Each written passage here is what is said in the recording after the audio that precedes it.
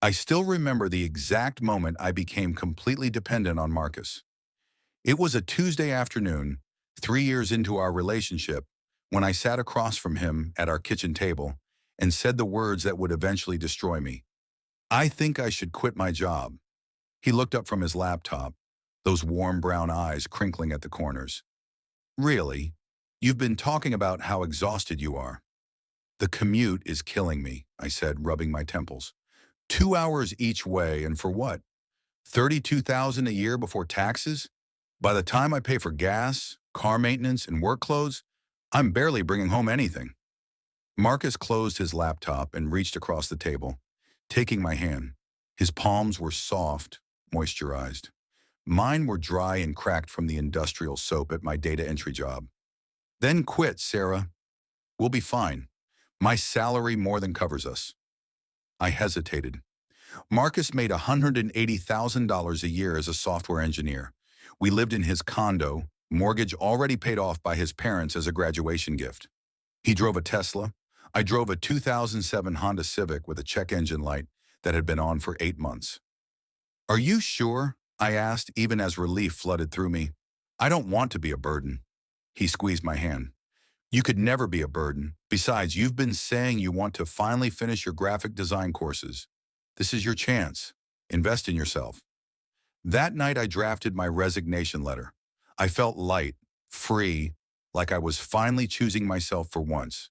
I had been working since I was 16, always exhausted, always struggling.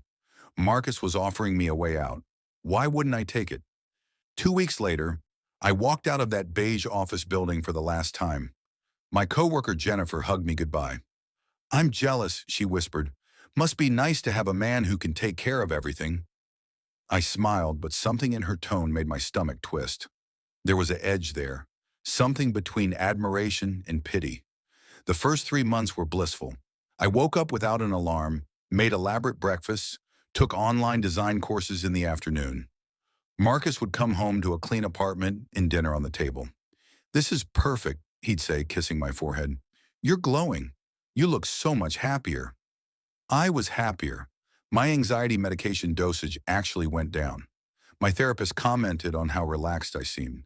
Financial stress was really affecting you, she said. It's good you have support, but I noticed small things.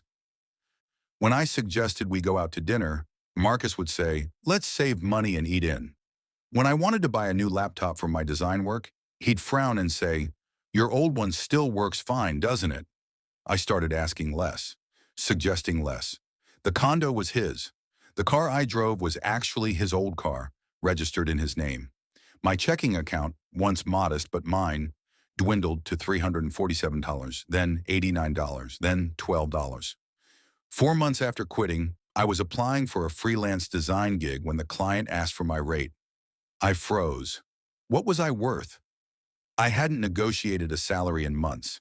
I hadn't earned money in months. I threw out a number, $40 an hour. The client laughed. I can get someone offshore for 15. I didn't get the job. I didn't tell Marcus. 6 months in, I tried to buy my sister a birthday present using my debit card. Declined. I had $3.47 in my account. I stood in Target, holding a candle that cost $18.99, and felt my face burn with shame. I put it back and left empty-handed. That night I asked Marcus if I could use his credit card for the gift. He pulled out his wallet without hesitation. Of course. How much do you need? 20 should be fine. He handed me a $20 bill, actual cash. Like I was a teenager asking her father for allowance. I took it, mumbled thanks, and felt something inside me shrink. I started noticing how Marcus talked about money. We need to be careful with our spending, he'd say. Our spending. But it was his money, his paychecks, his accounts. I contributed nothing. One evening, his friend Derek came over for dinner. They talked about work, about investments, about Derek's new boat. Sarah used to work in data entry, Marcus said at one point, and I heard it. The past tense, used to, as if that part of my life was ancient history. Derek glanced at me with polite disinterest.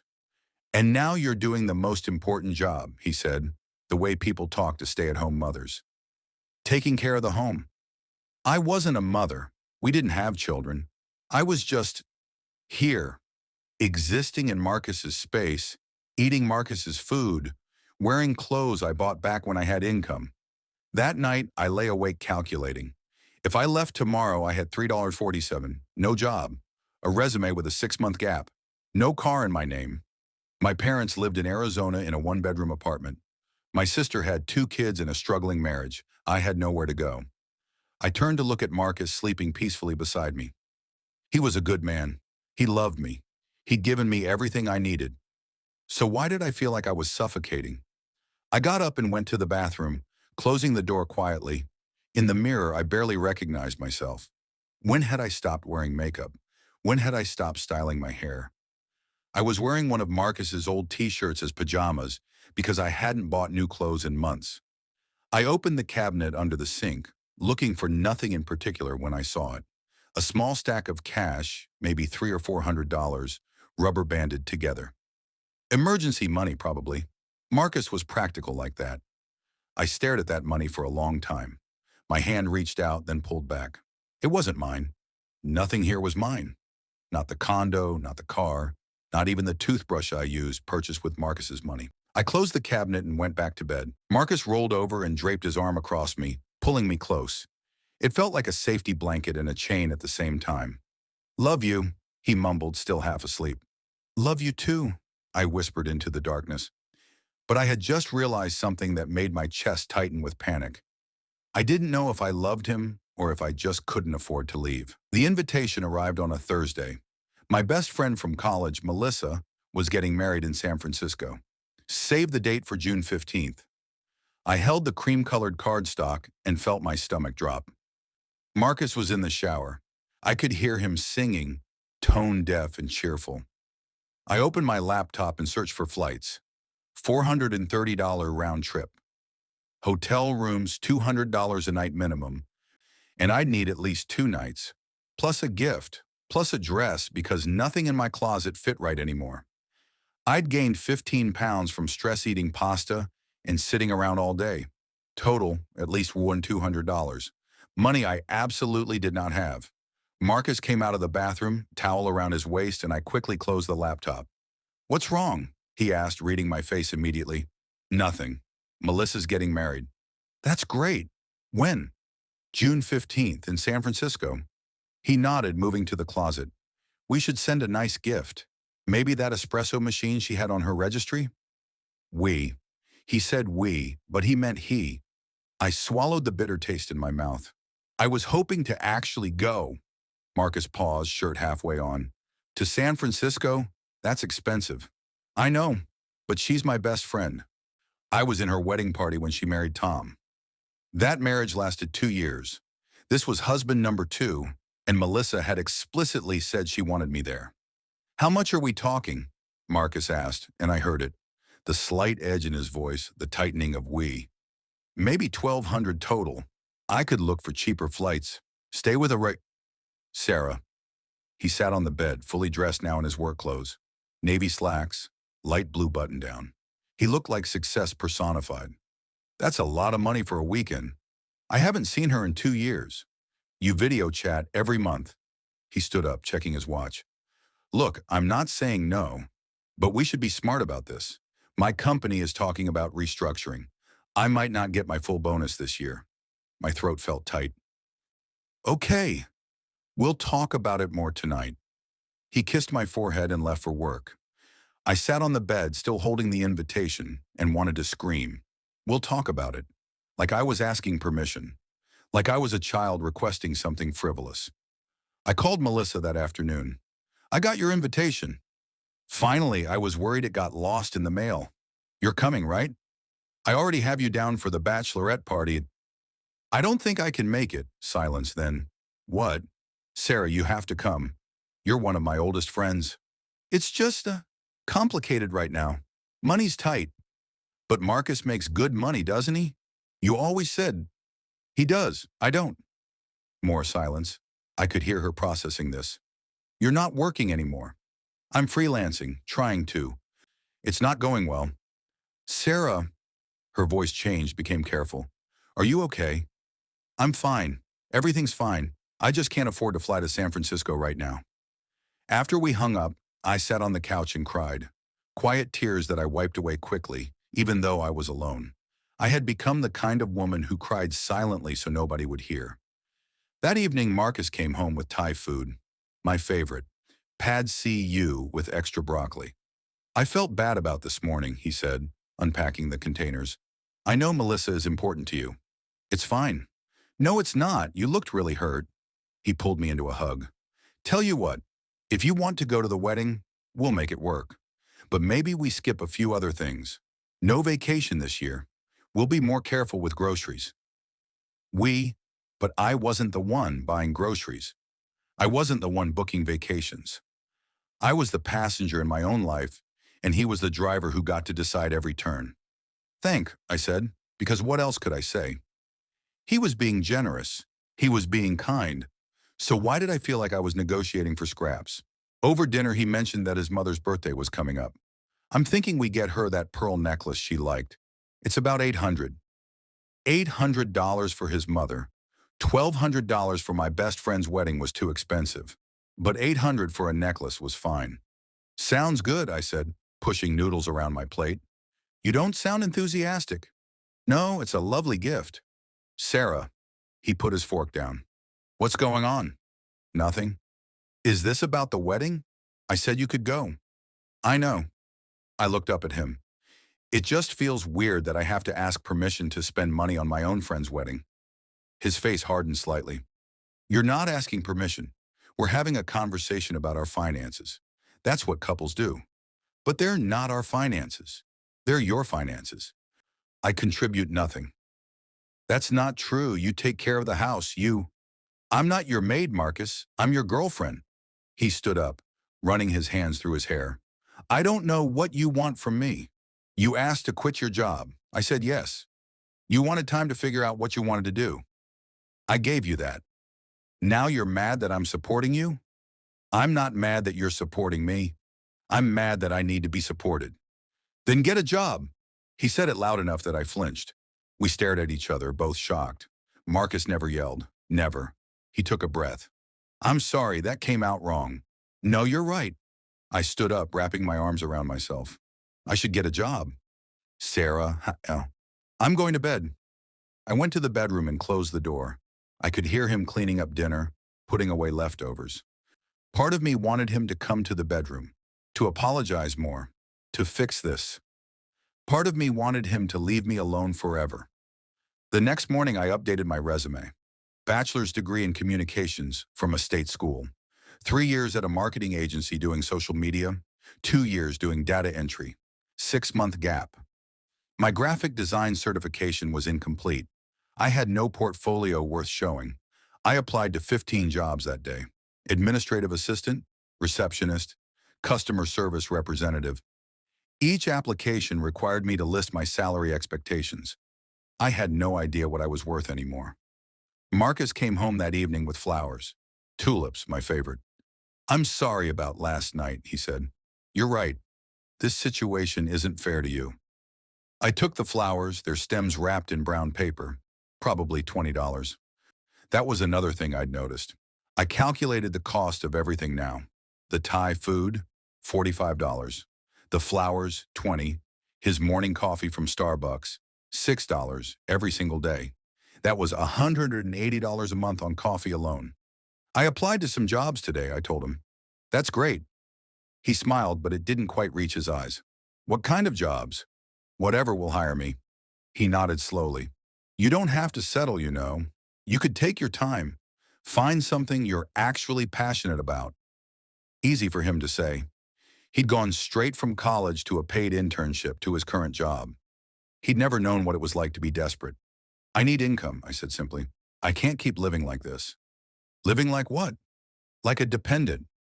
Like someone who has to ask permission to buy her best friend a wedding gift. Marcus was quiet for a moment. Then he pulled out his wallet and handed me his credit card. Here, take this. Use it whenever you need to. You don't have to ask. I stared at the platinum card in his hand. It would be so easy to take it, to solve all my immediate problems, to stop feeling poor and powerless. But it was his card, his name embossed on the front.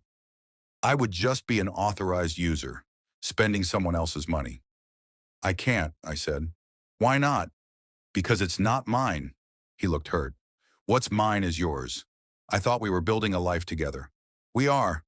But I need my own money, my own something. I need to feel like a person again. Not just your girlfriend who lives in your house and eats your food and wears clothes bought with your credit card. I never wanted you to feel that way. I know. And I did know. Marcus wasn't cruel. He wasn't controlling. He was just living his life, same as always, while I had voluntarily made myself small enough to fit inside it. That night, I got one response to my applications. A call center wanted to interview me for a position that paid $15 an hour. It was less than I'd made at my data entry job, less than I'd made 5 years ago. I scheduled the interview for Monday morning and felt something I hadn't felt in months. Hope, mixed with desperation, mixed with shame, that I was excited about a job that would pay me $200 a year before taxes, but it would be mine. The call center job didn't hire me. We're looking for someone with more recent customer service experience, the hiring manager said over Zoom, her camera showing a cluttered home office, while mine showed Marcus's pristine guest room that I'd turned into a makeshift workspace. I have 3 years of client-facing experience from my marketing job, I said, trying to keep the desperation out of my voice. That was 7 years ago. She smiled apologetically. We'll keep your resume on file. No, they wouldn't. After she disconnected, I sat staring at my reflection in the black screen. I looked tired. I looked defeated. I looked exactly like what I was, a 32-year-old woman whose career had evaporated while she wasn't paying attention. My phone buzzed. A text from Marcus. How'd the interview go? I typed and deleted 3 responses before settling on, they went with someone else. 3 dots appeared immediately. Then, their loss, something better will come along. I wanted to throw my phone across the room. Something better. Easy to say when you're employed, when you have money, when you have options. Instead, I went to the kitchen and made myself lunch. We were out of bread, and I knew better than to order groceries without checking with Marcus first. I'd done that once, spent $80 on Instacart, and he gently said, next time, let's just go together. Some of these items are pricey. I made do with crackers and cheese eating standing up at the counter when my phone rang. Unknown number. Is this Sarah Mitchell? Yes? This is Caroline from Premier Staffing Solutions. I received your application for the administrative position at Hartwell Medical. Would you be available for a phone screening? My heart jumped. Yes, absolutely. Great. Tell me a bit about your background. I went through my resume, emphasizing my organizational skills, my attention to detail, my passion for healthcare administration. I'd never thought about healthcare administration in my entire life, but I made it sound like my calling. The position is Monday through Friday, 8 to 5. It pays $42,000 annually with full benefits. Does that work for you? $42,000. It was $10,000 more than my old data entry job. It was health insurance. It was my own money. That's perfect. Wonderful. The hiring manager would like to meet you in person. Are you available Tuesday at 10? I'll be there. After I hung up, I actually jumped up and down in the kitchen.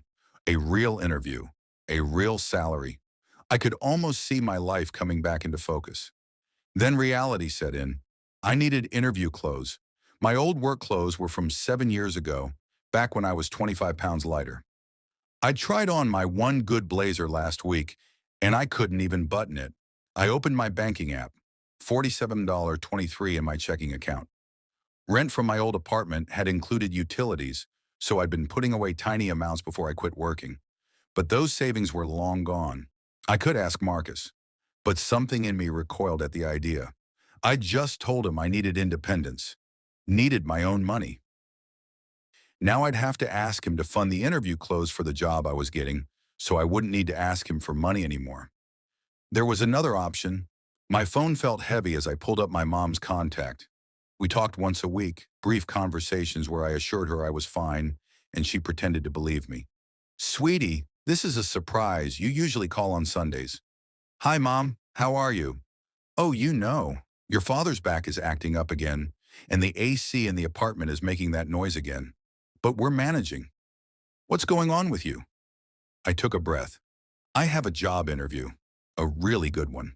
Sarah, that's wonderful. Yeah, but I need interview clothes, professional clothes, and I don't really have the money right now. Silence. I knew what she was thinking. She was thinking about how I'd called Marcus generous and successful for the past 2 years. She was thinking about the Christmas gifts that came from both of us, but were clearly expensive.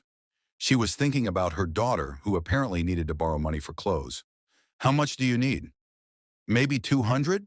I can pay you back after my first paycheck. Sarah, honey, we don't have 200 extra right now. Dad's medication went up again. And it's fine when I cut her off. I shouldn't have asked. Can't Marcus, I've got it figured out. Don't worry. After I hung up, I sat on the couch and felt the walls closing in. No money from my mother, no money of my own. Macy's came home that evening whistling. He'd been to the gym, his face flushed with endorphins and health. Guess what? I got the promotion. That's amazing, I hugged him, genuinely happy. He'd been working towards senior engineer for months. 20,000 raise plus better stock options. We should celebrate. Want to go to that Italian place you love? We. That Italian place where entrees were $35 and they looked at you funny if you didn't order wine. Back when I worked, I would have said yes without thinking. Actually, I have something to tell you too. I have a job interview Tuesday, a really good one. His smile wavered for just a second. That's great, babe. Where? Hartwell Medical. It's an administrative position. 42,000 a year. Wow, that's really good. He kissed my forehead. I'm proud of you. There's just one thing. I need to buy interview clothes. Everything I have is too old or doesn't fit. Okay, how much do you need? There it was. How much do you need? Like I was asking for an allowance. Maybe 300? He didn't even blink. Of course. Want to go shopping this weekend? Sure. But that night, lying in bed, I felt sick. I was going to a job interview wearing clothes that Marcus paid for to get a job so I wouldn't have to ask Marcus for money anymore. The irony was suffocating. Saturday, we went to Nordstrom. Marcus followed me through the women's professional section, occasionally holding up items. This would look nice on you. What about this one? Every time he suggested something, I checked the price tag. $180 for a blazer, $89 for a blouse, $120 for slacks. The numbers added up in my head, a running total of debt I was incurring. In the dressing room, I tried on outfit after outfit. Nothing looked right. Everything felt like a costume. Through the mirror, I could see Marcus on his phone outside, probably checking work emails, unconcerned with the cost because to him, this was nothing. I finally settled on a gray blazer, black slacks, and a cream-colored blouse. Total, $387 before tax. Marcus handed his credit card to the cashier without even asking the amount. You look beautiful, he said as we walked to the car, me carrying the Nordstrom bag that felt like it weighed 1,000 pounds. Thank you for this. Stop thanking me. We're together. What's mine is yours. But it wasn't. That was the lie we kept telling ourselves. Sunday night, I practiced interview questions in front of the bathroom mirror. Why do you want to work for Hartwell Medical? Because I'm desperate. Because I can't be financially dependent anymore. Because I need to feel like a human being with worth and value. I'm passionate about healthcare administration and helping patients have positive experiences. Marcus knocked on the door. You're going to do great tomorrow. Want me to quiz you? No, I'm okay. Sarah? His voice was soft. Are you nervous about the interview or nervous about getting the job? I opened the door. What do you mean? I mean, he chose his words carefully. Things have been good with you home. The house is always clean, dinner's always ready.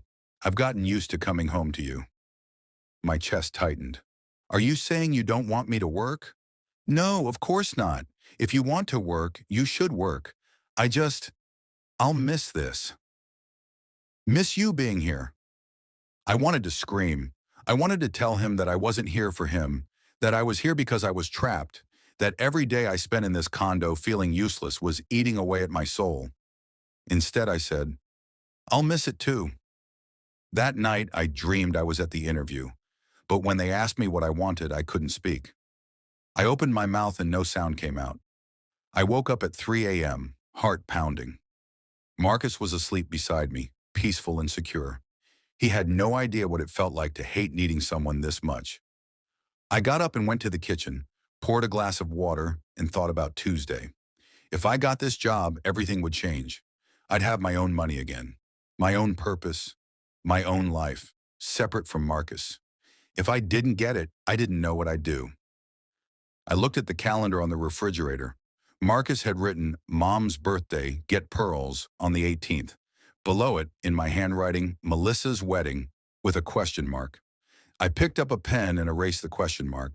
If I got this job, I was going to that wedding. I was going to buy my own plane ticket, my own hotel room, my own gift.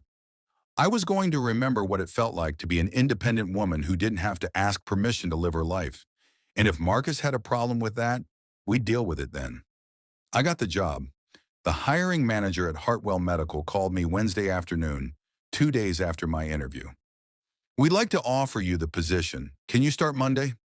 Yes, I said, gripping my phone so hard my knuckles went white. Absolutely, yes.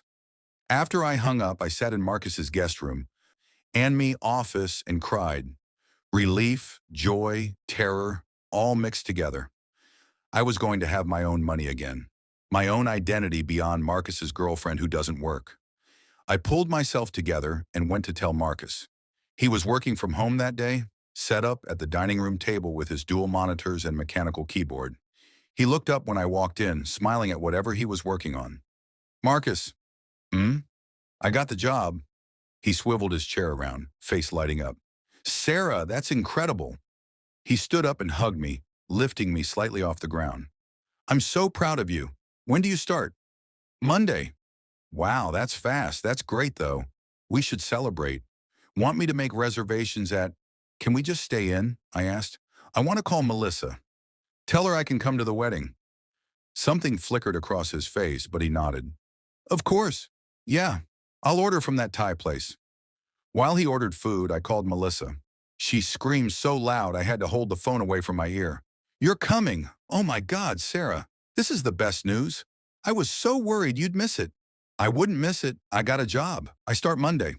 Wait, what? You got a job? I thought you were freelancing? That didn't work out. But this is good. This is really good. It's at a medical office, $42,000 a year. Melissa was quiet for a moment.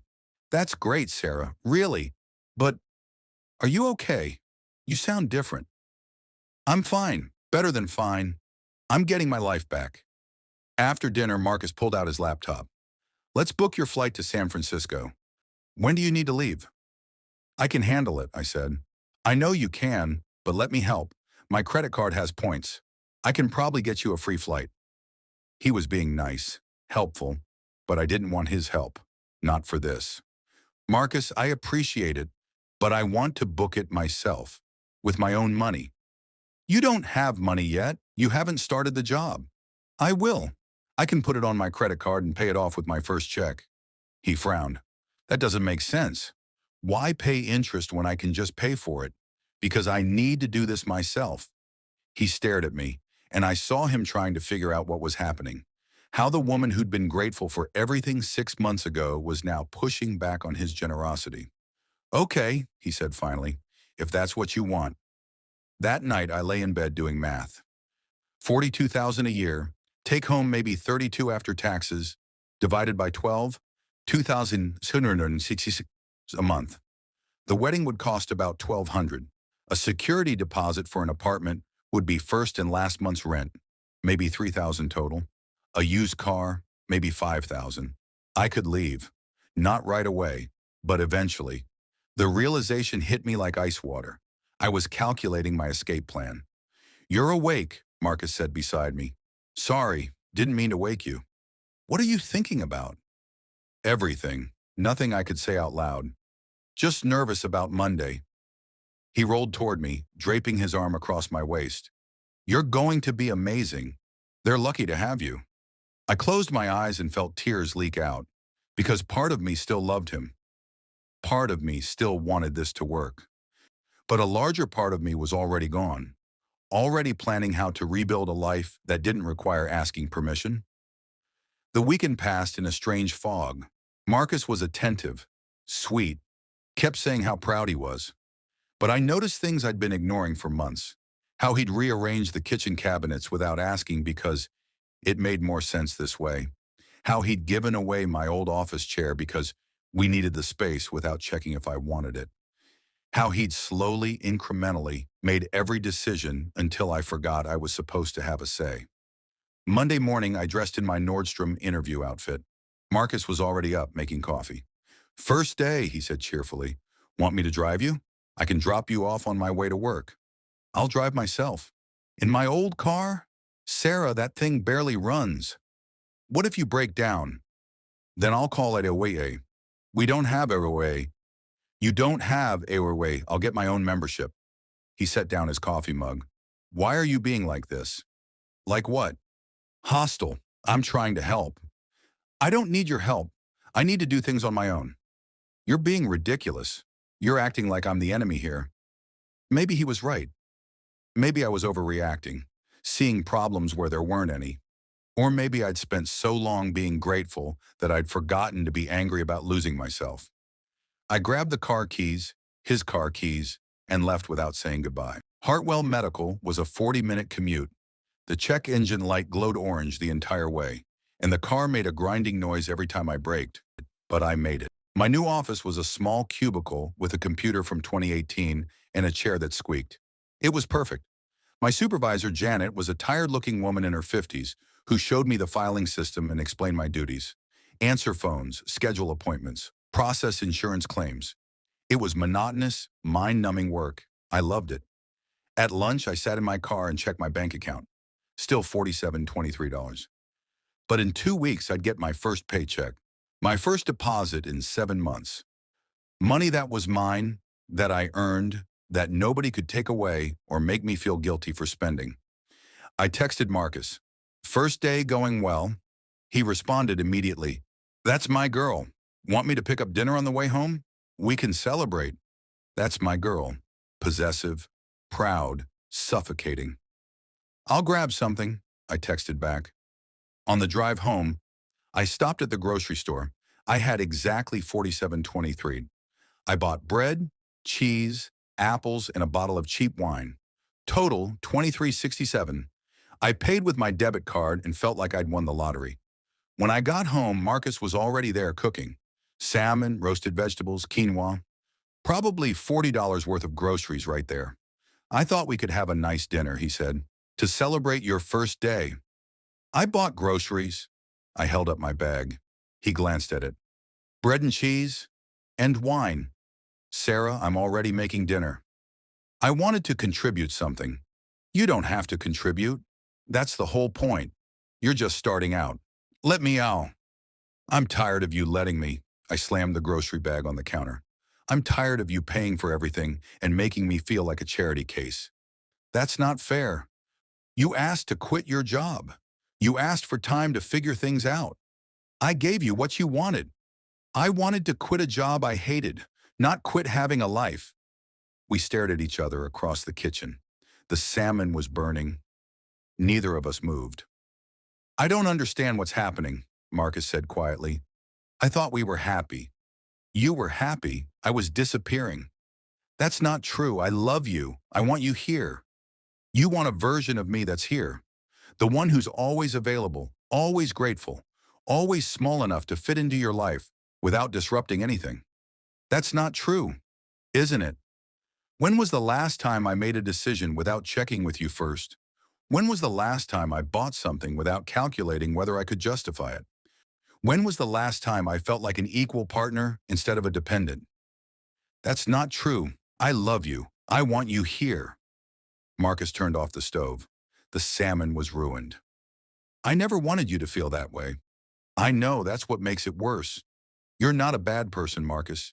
You're generous and kind and you love me. But somewhere along the way, I stopped being your girlfriend and became your project, your responsibility. So what do you want from me?" "I want you to understand that I need this job. I need my own money. I need to rebuild who I am. And I need you to be okay with that, even if it means things change between us. He was quiet for a long time. Then he said, I'm scared that if you don't need me anymore, you'll leave. And there it was, the truth we'd both been dancing around. Maybe I will, I said softly. I don't know yet, but I need to find out who I am when I'm not dependent on you. And if you love me, you'll let me do that. That night, we ate the burnt salmon in silence. Neither of us touched the cheap wine I'd bought.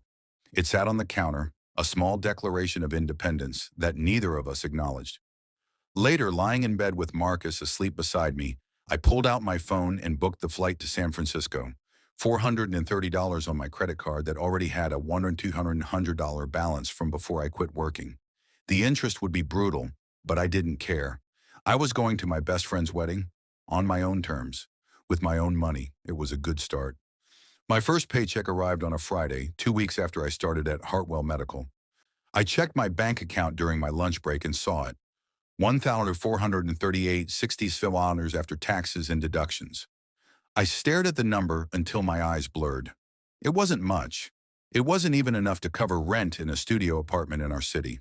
But it was mine. I transferred $500 immediately to my credit card. Then I sat in my car and did something I hadn't done in months. I bought myself lunch, not leftovers from home, not the cheapest thing on the menu. I went to the sandwich shop next to the medical office and ordered a turkey avocado club with sweet potato fries and a real Coke. Not diet, not water. Total $16.47. It was the best sandwich I'd ever eaten. That evening, Marcus came home with flowers again. He'd been buying flowers every week since our fight, like he was trying to prove something. I saw your direct deposit, he said. Congratulations on your first paycheck. Thanks.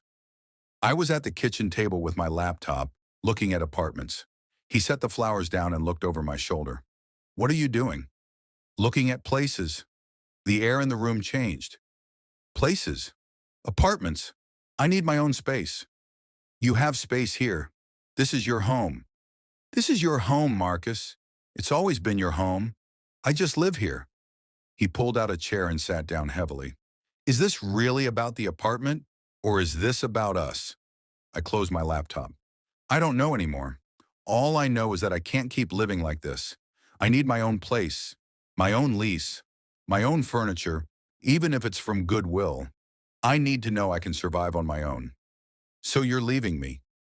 I'm leaving your apartment. That's not the same thing. Yes, it is. You're planning your exit. You have been since you got that job. He wasn't wrong, but hearing him say it out loud made it real in a way that terrified me. I'm planning my independence, I corrected. And if our relationship can't survive me being independent, then what kind of relationship is it? Marcus stood up and walked to the window, his back to me. I thought we were building a life together. We are. But I need to bring something to that life besides gratitude and dependence. I never asked you to be grateful. You didn't have to. That's the problem. The power imbalance was always there, and we both just ignored it because it was convenient. He turned around and I saw tears in his eyes. Marcus never cried. I love you, Sarah. I don't care about money or who pays for what. I just want you here. But I care. I care that I spent 7 months feeling worthless. I care that I had to ask permission to go to my best friend's wedding. I care that I forgot what it feels like to make my own choices. So that's it? You're just done? I'm not done. I'm just different now. And I need space to figure out who this different person is. We didn't talk much after that. Marcus retreated to the bedroom. I stayed at the kitchen table, refreshing apartment listings, most of them too expensive or too far from work or too depressing. Then I found it. A studio apartment, $100 a month, 15 minutes from Hartwell Medical. It was small, the listing said 400 square feet, and the photos showed old appliances and carpet that had seen better days. But it had a window with natural light, and it was available immediately. I called before I could talk myself out of it. The landlord, a gruff man named Donald, answered on the third ring. The studio on Maple? Yes, is it still available? Yep. Need first month, last month, and security deposit. That's $3,300 total. When can you see it? Tomorrow? My voice came out too eager, too desperate. 10 a.m., don't be late. After I hung up, I did the math. On $1,138 in my account, $500 already allocated to credit card debt. I needed $3,300. I'd need to wait for my next paycheck. Maybe the one after that. Maybe I could put the deposit on my credit card. But then I'd be right back where I started, drowning in debt. Or I could ask Marcus. The thought made me physically ill. Ask the person I was trying to gain independence from to fund my independence. The irony was suffocating. But what choice did I have? I found him in the bedroom, lying on top of the covers, staring at the ceiling. Marcus, yeah, I found an apartment. I can see it tomorrow. That was fast. I need $3,300 to move in. He laughed, but there was no humor in it. Of course you do. I can pay you back. I'll set up automatic transfers from each paycheck until I pay back. I don't want you to pay me back. What? He sat up and looked at me. If you need money to leave me, I'm not going to make you pay me back for it. That's not who I am. I'm not leaving you. You're leaving my apartment. You just said they're not the same thing, but we both know they are. I sat on the edge of the bed, careful not to touch him. I need to do this, Marcus. I need to prove to myself that I can. And what about us? What happens to us? I don't know. Maybe we date like normal people. You pick me up at my place. I pick you up at yours. We decide together if we want to spend time together, not because I have nowhere else to go. That sounds lonely. Maybe. Or maybe it sounds like a relationship between equals. He was quiet for a long time. Then he got up and went to his desk, pulling out his checkbook. Actual paper checks that nobody used anymore. He wrote one out, tore it off, and handed it to me. $5,000. That's too much, I said. It's first and last month's rent, security deposit, and some extra for furniture and deposits for utilities. Consider it a loan if that makes you feel better. Marcus, I'm not doing this to control you. I'm doing this because I love you and I want you to be okay. Even if being okay means being away from me. I looked at the check in my hands. It was the answer to my immediate problem. But it also meant I'd still owe him. Still be tied to him financially. But maybe that was okay. Maybe you don't become independent all at once. Maybe it happens in stages, and this was just the first one.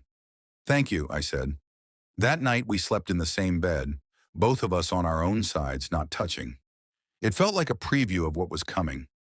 The next morning I met Donald at the studio apartment. It was worse than the photos suggested. The carpet was stained, the bathroom sink was cracked, and the whole place smelled faintly of cigarettes. But when I stood in the center of the empty room and imagined my own furniture, my own life, my own choices, it was perfect. I'll take it, I said. Donald handed me the lease. You can move in as soon as the check clears. I called Marcus from the parking lot. I got the apartment. Congratulations. He sounded genuinely happy, genuinely sad. I was thinking, maybe we could still do dinner tonight, like a date. I'd like that. That evening, we went to the Italian restaurant he'd suggested weeks ago, the one with $35 entrees and overpriced wine.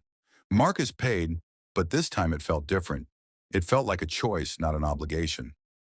Over pasta carbonara, he asked, when are you moving? Next weekend. The check should clear by Wednesday. Do you need help?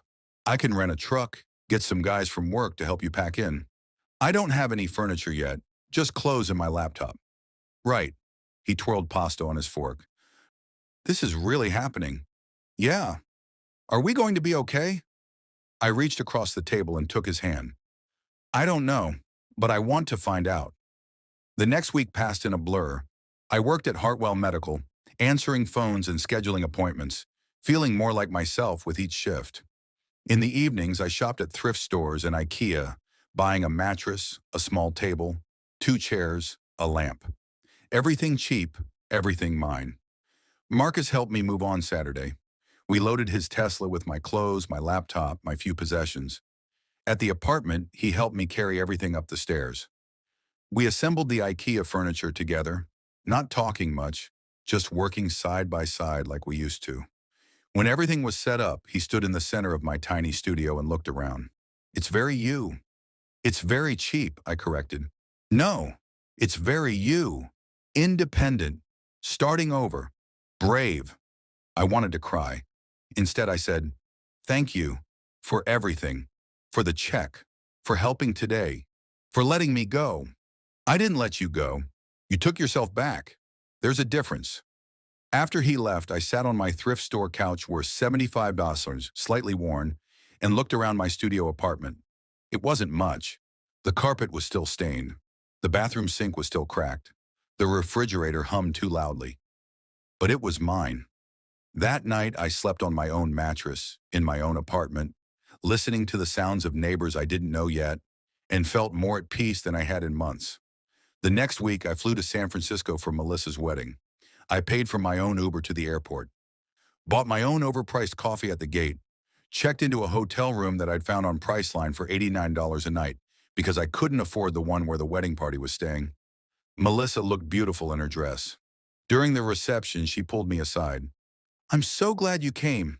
"Me too. You look different, happier." "I got my own apartment." "Wait, what? You and Marcus broke up?" "No, I don't know. We're figuring it out. But I moved out, got my own place." She hugged me tight. "I'm proud of you." Later, dancing at the reception, my phone buzzed. A text from Marcus. "Hope you're having fun. Miss you." I typed back, "Miss you too." And I did miss him. But I also liked being alone. I liked making decisions without consulting anyone. I liked buying a $7 glass of wine at the hotel bar without calculating whether it was worth it. When I flew home Sunday night, Marcus offered to pick me up from the airport. I said yes, because maybe that was the answer. Learning to accept help without losing yourself. Learning to love someone without needing them to survive. He was waiting at baggage claim, holding a small bouquet of tulips. We hugged and it felt good. Familiar but different. "How was it?" he asked. "Perfect. The wedding was beautiful." Melissa was happy. "I'm glad you went." On the drive back, he told me about his week, about work, about his mother, normal couple things. And somewhere on the highway between the airport and my new apartment, I realized something. I didn't know if Marcus and I would make it. I didn't know if our relationship could survive me becoming whole again. But for the first time in almost a year, I was okay with not knowing, because I'd learned something more important than whether we'd stay together. I'd learned that I could survive without him, that I could build a life that was mine, that I was worth more than my gratitude and my dependence. Marcus pulled up in front of my apartment building. "Want me to come up?" I thought about it. My tiny studio with its stained carpet and cracked sink. My space. My life. "Not tonight," I said. "But maybe Thursday. I'll cook dinner." He smiled. "I'd like that." I kissed him goodbye and walked up to my apartment alone. Inside, I dropped my suitcase, kicked off my shoes, and sat on my $75 couch in my 1 on 100 a month studio, and felt something I hadn't felt in a year. Free. 3 months later, I paid Marcus back the full $5,000. I'd been putting away $800 from each paycheck, eating ramen and peanut butter sandwiches, saying no to every expense that wasn't essential. When I handed him the final check, he tried to refuse it. "I told you I didn't want you to pay me back. And I'm telling you I need to. Please, let me do this." He took the check. We were still dating, still seeing each other twice a week, still navigating what it meant to be together when I wasn't dependent on him anymore. Some days it was easy, some days it was hard, some days I thought about ending it just to prove I could, but I didn't. Because I was learning that independence wasn't about being alone. It was about choosing to be with someone because you wanted them, not because you needed them. One evening, Marcus came over to my apartment with takeout. As we ate the pad CU on my small table, he said, "I've been thinking about something." "What?"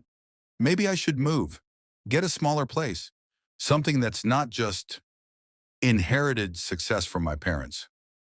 I looked at him, surprised. "Really?" "Yeah. I've been living in that condo since I graduated college. It's time I build something on my own, too." I reached across the table and took his hand. "I think that's a good idea." "Yeah? Yeah." We ate in comfortable silence, two people learning how to be individuals together, and I thought about the woman I'd been a year ago, the one who quit her job and lost herself in someone else's life, the one who asked permission to exist. She felt like a stranger now. I still wasn't rich. My job was boring, and my apartment was small, and I still had credit card debt I was chipping away at. But I had something more valuable. I had myself back. And maybe eventually, Marcus and I would move in together again. Maybe we'd build a life that was truly ours, not his, with me as an accessory. Maybe we wouldn't, and that would be okay too. Because either way, I'd be fine. I'd survived the golden cage, and now I knew I could survive anything.